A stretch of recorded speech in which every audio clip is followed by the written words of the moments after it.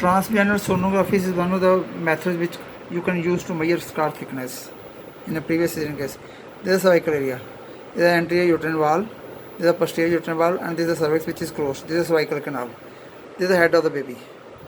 And here you should focus on this wall which is myometrium. Bladder and myometrium wall are opposed together. You should trace from behind to see whether scar thickness is there. How much is the scar thickness? The liker, this is the head of the baby. And here you should, this is the bladder. Some amount of urine is there in the bladder. You should focus on this wall. This whitish echogenic is bladder wall. This is the uterine wall, this behind. You have to measure this. Suppose you freeze it here and you measure it here. This is the thickness, 4.6 mm. This is good thickness. You should measure at many places and go for the thinnest portion. Like if you want to measure here, you should measure here. This white is the bladder wall. Can you appreciate this is the bladder wall?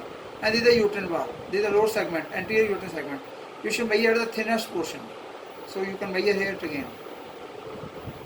This is 2.3 mm. Less than 3.5 mm. 3.5 mm is the cutoff value.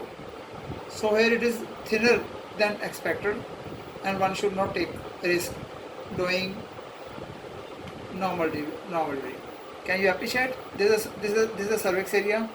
This is cervical canal. This is the anterior uterine wall. This is the bladder wall. This echogenic is the bladder wall. This triangular is the bladder. It's good to have some urine in the bladder.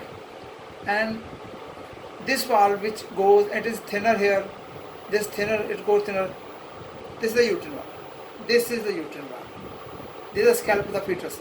This is the scalp head of the fetus. So you should trace it from the cervical part. See it, anterior uterine wall is in contact with posterior bladder wall. This is bladder. So this is, when I measured it here, it is 2.7 mm. So it should be more than 3.5 mm to be safer to be.